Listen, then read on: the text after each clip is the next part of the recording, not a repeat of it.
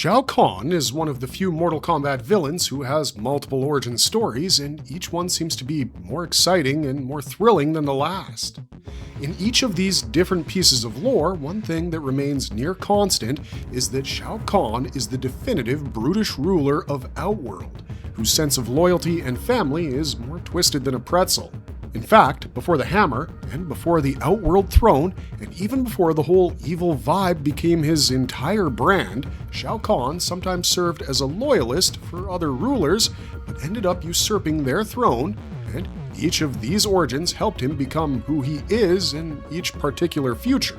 So yeah, bearing these things in mind, let's begin this video where we explore every origin of Shao-Kahn across video games, comics, and even TV. Let's get into it. The Dragon King's shadow was Shao-Kahn, once Onaga's servant. Long before Shao-Kahn became who he is, he served another being, someone whose name was enough to send shivers down the spines of his enemies and their armies. This being was Onaga, better known as the Dragon King and the ruler of Outworld. Onaga's army was at its peak and remained undefeatable when Onaga himself died an untimely death. But how did that happen? You see, although not a servant, Shao-Kahn served as a loyal advisor to Onaga. In fact, Shao-Kahn was something of a protector deity of Outworld denizens. His empire had become the most powerful among all the other realms. Knowing that no one could possibly defeat him, Onaga now wanted something for himself. He wanted immortality, so that he could continue to expand his empire and conquer more worlds one way or another. However, before Onaga could find immortality, the loyal Shao-Kahn poisoned his ruler. He usurped the throne after Onaga's death and became Outworld's new ruler. And it was Shao-Kahn who turned Outworld into a barren wasteland. Yup, Outworld wasn't always like that. Once upon a time, it had vegetation and plants, but Shao-Kahn drained the planet of its vegetation energy, turning it into a living hell. Ever since, the evil Khan has been trying to expand his dominion in a bid to control and conquer all, either through direct conquest of lesser worlds or through Mortal Kombat. The Identity Theft. The origin of Shao-Kahn as Kitana's false father. In the Mortal Kombat Kitana and Mileena comic, we are told that a young Kitana had been itching to explore Shao-Kahn's castle for quite some time, but she always fought that strange compulsion. However, one day, she gives in to her desires and goes to one of the most highly protected parts of the castle, one that was protected by Reptile upon Shao-Kahn's orders. As she approached the fighter, Reptile blocked her way, asking her to not go any further, but Kitana was her father's daughter. She had Jerrod's blood coursing through her, and Shao-Kahn's determination to get what she wanted, no matter the cost. Reptile was stupid enough to grab Kitana's arm, which of course pissed her off. A fight broke out between the two, and for every 3 or 4 blows that Kitana would land on Reptile, he could reply with just one. Kitana had been a stranger to her own soul, and night after restless night, she waged a bitter war with herself until the dawn brought her closer to the truth. With one final kick, Reptile was thrown off the ground, hitting and destroying a wall that contained a treasure vault. But she wasn't interested in the treasure. Wealth meant very little to Kitana. There was a book she was interested in, though. A book written by Char-El, the lorekeeper for the House of Jerrod, Emperor Everlasting of that which we call Outworld. As it turns out, Jerrod and Sindel were the rulers of Outworld in this comic, and not Edenia. Along with his wife, Jerrod created a utopia here. The land flourished and swore loyalty to Jerrod's name. The joy of his life was his sole offspring, Kitana. For 10,000 years, he ruled, and all who lived there were happy. Char-El notes that it was a golden age. Outworld enjoyed an age of peace and prosperity that seemed to be without end, where the Emperor of Outworld had no enemies, save one. One day, while exploring his kingdom, Jerrod and Kitana came across an abandoned baby. Despite their prosperity, it seems keeping everyone happy wasn't possible, even for King Jerrod. Nevertheless, he couldn't leave the baby abandoned, so he brought him home. Kitana took an immediate liking to the little boy and found that he was quite smart for his age, but it wasn't long before trouble came knocking on their door. This time, it was in the form of the ninja clan, the Lin Kuei. The ninja, who's named Ice, tells Jerrod that he was offering his allegiance and that of the Lin Kuei against the threat of darkness, against Shao-Kahn. But King Jerrod refuses the offer, claiming that his powers were enough to keep Shao-Kahn at bay and that Shao-Kahn will fail as long as Jerrod lived. But that's exactly what the Lin Kuei wanted. You see, Shao-Kahn had offered them a position of power if he ever became the ruler of Outworld. Ice attacks Jerrod, but it was all in vain, for Jerrod's powers were fierce. However, something happens, and Jerrod falls. You see, the baby that Kitana and Jerrod had brought into their castle was actually Shang Tsung, the sorcerer, the deceiver, and one of Shao Kahn's most trusted lieutenants. Shang Tsung attacked Jerrod from behind and killed him, after which Shao Kahn took Kitana. All this happened thousands of years ago, but Kitana finally remembered her past, her true past, and how she was never Shao Kahn's daughter to begin with. In anger, she started destroying the castle, but Shao Kahn appeared before her. He reveals that he had used a spell on Kitana to make her forget her past. He made her believe whatever he wanted, but now she had found out the truth. She tells him that she wanted to leave, but Kitana was one of the most proficient fighters in all of Outworld and Shao Kahn's prized daughter, so there was no way he was going to let her go. She then tells them that if that's the case, he should simply slay her, and Shao Kahn agrees. But Shao Kahn had several tools at his disposal that weren't death and destruction, so he casts another spell on Kitana, once again making her forget her past. This time, he orders Reptile to destroy the book as well, for he no longer wanted to be deceived in this manner again. After reading this comic, we felt kinda sad for Kitana. I mean, this girl's mind has been warped multiple times, and she's always being manipulated and played with. If Shao Kahn could wipe her memory twice, there's no telling how many more times he's done it in the past. That said, this is one of the most important origin layers for Shao Kahn because of how evil he is. He not only removes Jerrod from his path, but abducts Kitana and raises her under a lie, thereby rewriting an entire royal bloodline to make himself look legitimate. This comic and this story defines him as not just a warrior, but also a manipulator of identity. You are witness to the dawning of mankind's final day! Brother, no! The 1997 Annihilation twist. After Shao Kahn and Outworld lose the Mortal Kombat tournament, like any self-respecting brutish warlord who likes genocide and wars against peace, Shao Kahn tries to bend the rules. In fact, in Annihilation from 1997, he kinda tries to go around the rules as much as possible. It seems that Mortal Kombat isn't immune to the effects of nepotism after all, and what they reveal about his origin is the sole reason why nearly every Mortal Kombat fan hates this movie, or at least his messed up origin story. Anyways, Shinnok later revives Sindel on Earth, who, as you know, was Kitana's mother and Kahn's former queen. Now, this gives Kahn the opening he needed, in the sense that he could totally enter Earthrealm on the pretext of claiming his ex-wife. Once in, Kahn opens several portals to Outworld, and his armies pour through into Earthrealm. Shao Kahn's armies begin their invasion as soon as they set foot on Earth, and as for Earth's people, well, they start to die in huge numbers, while the planet itself slowly starts to merge with Outworld.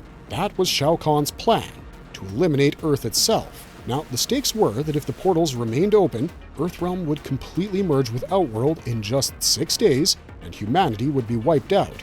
Needless to say, the Earthrealm warriors wanted to do something about this rapidly developing situation. Raiden and the surviving warriors from the first tournament gathered whatever allies they could find in order to stop Shao Kahn. They decided their best bet was to reunite Kitana with Sindel because that could break Kahn's spell. Kahn wastes no time proving how dangerous he's supposed to be. When he invades Earthrealm, he confronts Raiden and Earth's champions at the Temple of Light, where Johnny Cage dies at the hands of Shao Kahn. And, I mean, for all the film's issues, that's a pretty bold moment.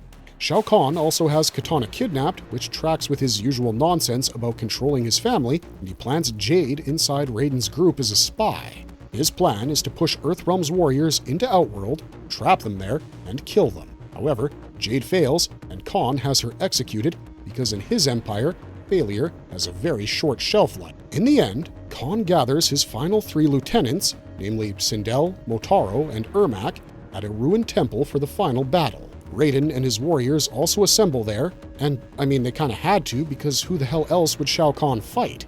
Anyways, Kahn kills Raiden, and after that, he faces Liu Kang, Earthrealm's champion. Kahn once again asks his dear old dad for help, but the Elder Gods intervene this time and straight up stop the sly-ass Shinnok from interfering, which leaves the fight between Kahn and Liu Cage to play out in its entirety and take its own natural course, which was going to be obvious because apart from being Earthrealm's champion, Liu Kang was also wearing some good old plot armor. The battle then goes full 1997 fantasy badness, like Liu Kang transforming into a dragon and Kahn answering by turning into a Hydra.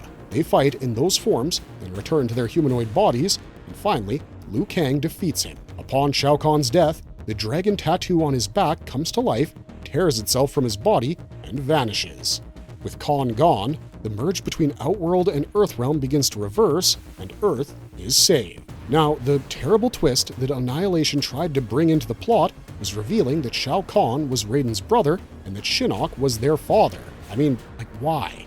We understand the dire need to shock the audience and give them something to talk about after the credits rolled, but going this far and messing with years and years of canon continuity wasn't really required. Furthermore, Raiden even points to the matching tattoo on Kahn's right shoulder as proof of this unwanted and much criticized familial link. Thankfully, though, this was never made official canon in the Mortal Kombat games, and most people see it as a bad dream or something along those lines.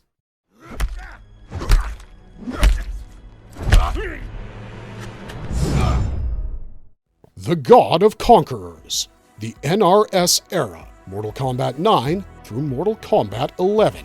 In the NRS, or NetherRealm Studios era, the timeline is slightly shifted, and we return to the first Mortal Kombat tournament. Shao Kahn isn't physically present, but make no mistake, the man is watching.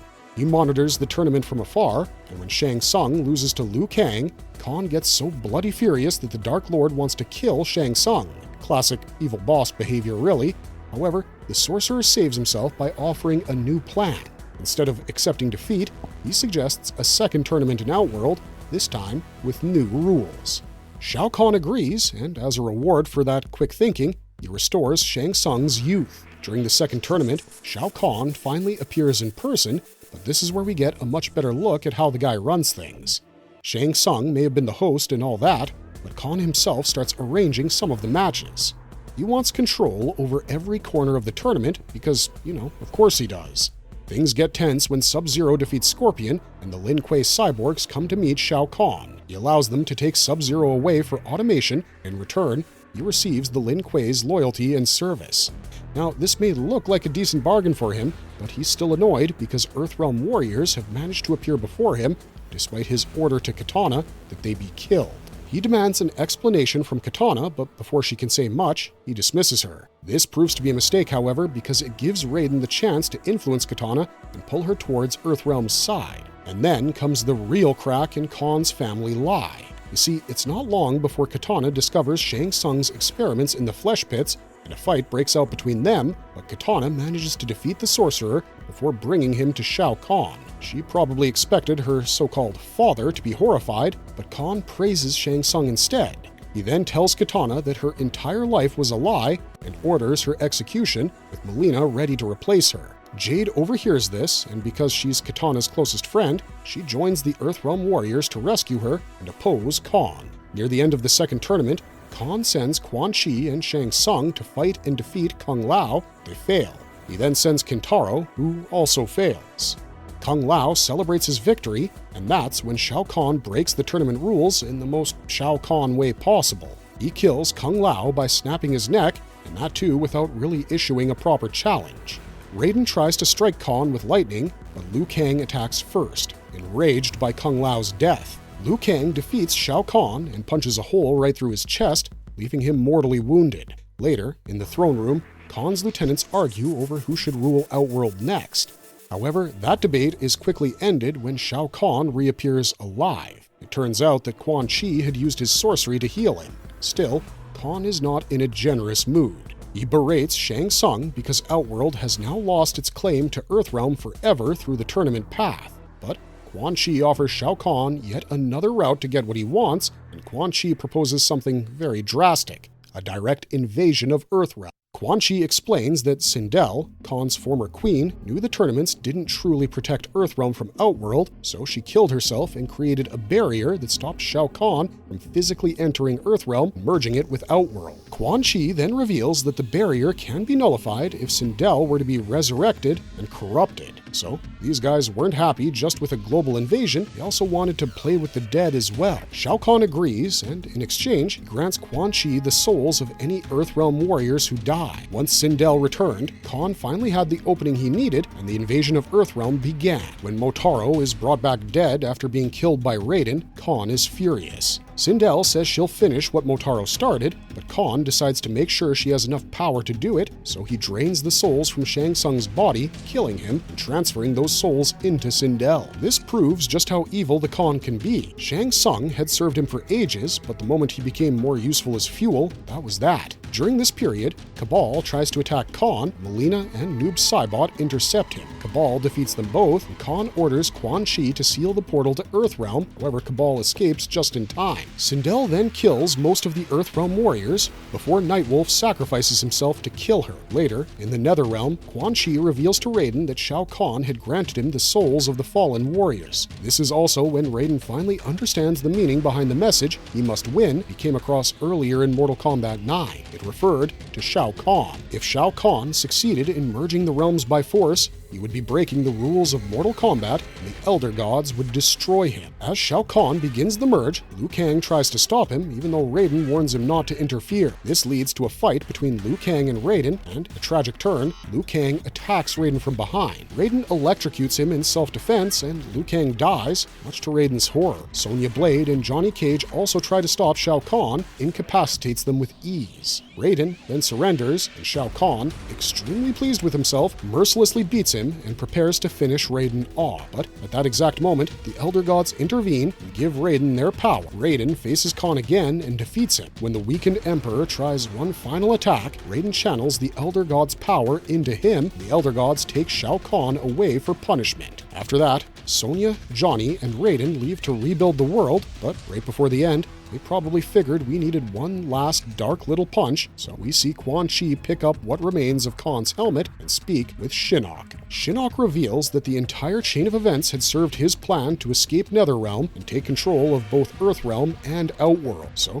yeah, Shao Kahn thought he was the Grand Conqueror, but even he became a pawn on someone else's board. Following his death, his soul later resided inside Ermac in the next game. But now you must face General Shao, conqueror of the Kwatan Plains, defender of the Navala Coast. General Shao in Mortal Kombat 1, the biggest origin rewrite yet. In Mortal Kombat 1, Shao Kahn gets one of the biggest rewrites the franchise has ever given him, as the entire universe was rewritten by Fire Lord Liu Kang, which basically means we get the answer to the question, what if Shao Kahn wasn't born on the throne, but was someone who was manufactured and turned into a living war machine? Well, in Mortal Kombat 1, Kahn is no longer the Emperor of Outworld, and he's also not a throne-stealing tyrant who poisons rulers and takes over realms. This version of the character is called General Shao, one of the secondary antagonists of the 2023 game, and a new version of Shao Kahn created by Liu Kang for his new era. The curious part is that Liu Kang could have erased Shao Kahn from existence, but instead he tries to give Shao a path that could lead somewhere better, one where Shao could have gotten his redemption. But of course, we're still talking about Shao, General or Kahn, so he's not really about redeeming himself or even being good. Let's check out exactly how things played out, yeah? After Shao Kahn dies in Mortal Kombat 11, Liu Kang kills Shang Tsung,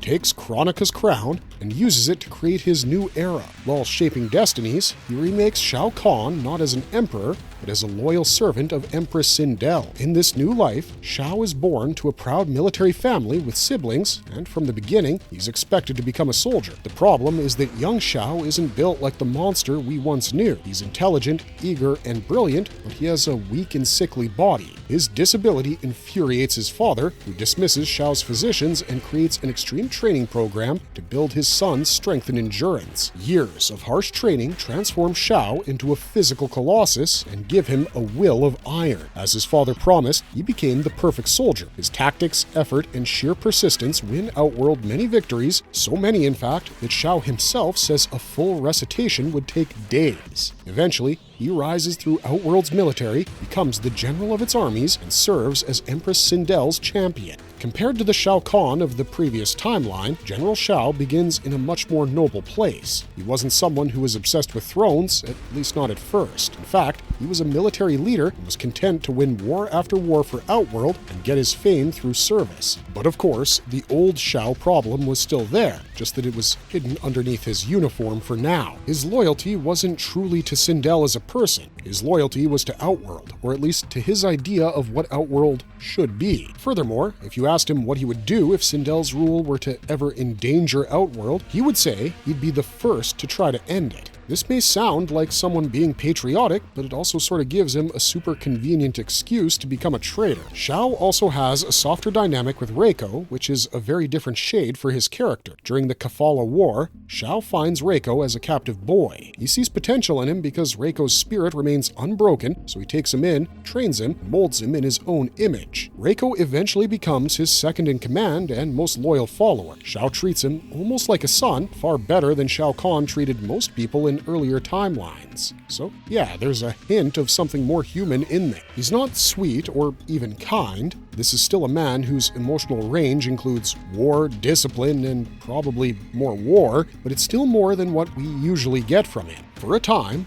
Liu Kang's new era seems to be an era of peace. General Shao himself helps to maintain that peace with bloodless Mortal Kombat tournaments held every century between Earthrealm and Outworld. Shao becomes Sindel's champion and presumably serves as the final challenge for Earthrealm's champion. But despite Liu Kang's peaceful intentions, Shao grows to hate him. He believes the demigod is a threat and thinks Liu Kang turned Outworld into his vassal. Then, Shang Tsung and Quan Chi become a part of Sindel's court, and this is where General Shao's downfall, or fall from grace, truly begins. Shang Tsung earns himself some degree of influence by creating a temporary cure for Princess Melina's Tarkat disease, while Quan Chi gains credibility through prophecies that almost always come true. One of those prophecies claims that Liu Kang will betray Outworld and conquer. For Shao, this becomes the final push. He demands that Sindel act first and invade Earthrealm before Earthrealm can betray them. Sindel refuses because Quan Chi's prophecies aren't enough evidence for war. This refusal slowly breaks Shao's loyalty towards her. Now,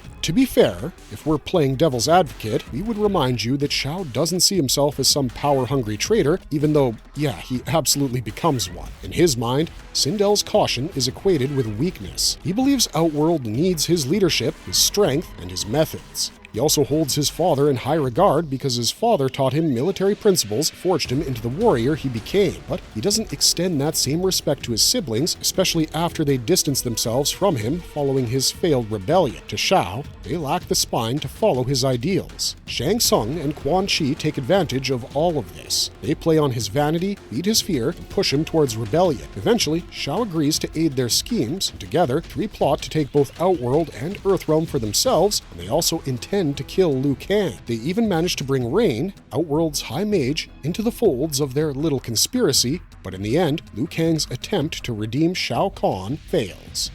The Dark Fusion, Dark Kahn, MK versus DC Universe. Now, Dark Kahn might sound ridiculous at first, but then again, he appears in a game that's called Mortal Kombat vs. DC Universe, so yeah, a crossover between Darkseid and Shao Kahn isn't all that strange after all. One is a realm-conquering tyrant from Mortal Kombat, and the other is one of DC's greatest villains. Put them together, and obviously nothing good's gonna come of it. Now, the origin of Dark Kahn is interesting because it happens because of two simultaneous defeats of the respective villains from both universes, and both of them trying to escape at the same time. In the DC Comics world, Darkseid and his parademons are defeated by Superman. Darkseid tries to escape through a dimensional boom tube, but Superman fires his heat vision at it, disrupting the portal. The boom tube explodes with Darkseid still inside it, and Superman believes his enemy has been destroyed. Meanwhile, in the Mortal Kombat world, Shao-Kahn has been humiliated by Raiden. He also tries to escape through one of his portals, but Raiden strikes him with lightning, which causes the portal to explode around him. Raiden, like Superman, assumes that his enemy is gone for good. Of course, both heroes are wrong. Shao-Kahn and Darkseid collide somewhere across the multiverse and merge into a single entity to form their greatest and most powerful selves in the form of Dark Kahn. Their fusion not only creates a new villain, it also somehow forces the Mortal Kombat universe and the DC universe to begin merging. Portals start to open between the two worlds, and heroes and villains begin pouring through, and as to be expected, it's a pretty horrible day for everybody involved. The merging of these two universes has other drastic side effects as well. The powers of certain heroes and villains begin to fluctuate, and worse, almost everyone starts to suffer from uncontrollable rage. That rage becomes one of Dark Khan's biggest weapons. It pushes people into conflict, clouds their judgment, and turns potential allies into enemies before they can understand what's happening. Eventually, characters from both universes learn that the source of this merge and their rage is this new being, Dark Kahn. Now, both sides want the same thing, which is to defeat Dark Kahn and restore their world, but neither side knows that at first, which is both funny and unfortunate. The Mortal Kombat characters assume the DC characters serve Dark Kahn, while the DC characters think the same thing about the Mortal Kombat characters. So instead of an alliance, we get heroes and villains from both universes beating each other up because they all misunderstood the assignment. Eventually, though, they figure things out, and the final confrontation happens in a merged version of Apocalypse and Outworld, which is as unpleasant as Dark Kahn himself. Dark Kahn awaits them there and uses his rage power to force everyone to fight each other to the death. Luckily, nobody actually dies during this massive clash, and most of them simply get knocked out. After the fighting, only Superman and Raiden remain standing. The two enter Dark Khan's lair to end the madness, but Dark Kahn forces both heroes into rage mode, forces them to fight each other. Superman and Raiden manage to push through, however, and once the rage loses its grip, they realize they have the same goal. So they finally join forces and face Dark Kahn together. In the end, Superman and Raiden defeat Dark Kahn, and once he falls, reality returns to normal. Well, mostly. There are two major problems left behind. Darkseid ends up trapped in the Mortal Kombat universe, while Shao-Kahn is trapped in the DC universe. And because each villain is now stuck outside their respective reality, both become powerless, which makes it even easier for the heroes, and even some villains, to imprison them. Darkseid is bound in the Netherrealm, while Shao-Kahn is locked away in the Phantom Zone. But of course, neither prison manages to keep them there for long, and eventually, both escape. Defenders of the Realm, the cartoon emperor of pure invasion. As a special mention, we'd like to bring this one to your attention. Here, Shao-Kahn is the arch-villain of the animated series, but he only appears in a few episodes, and the show is more about his invasion rather than his origin. And with that, we've pretty much wrapped this one up, guys. Shao-Kahn is arguably the most powerful villain in the Mortal Kombat universe, and he's definitely the most iconic, and although he's had several origin stories, he continues to stay impactful, even when only serving as an overarching villain from behind the scenes. If you enjoyed this video and want to see more stuff like it from us, don't forget to like, share, and subscribe to let us know what you want to see. Those 3 clicks from you help us tremendously in bringing you more of these awesome videos, so thank you in advance. And while we're at it, thanks for watching, stay safe out there, and have an amazing day. Bye-bye for now.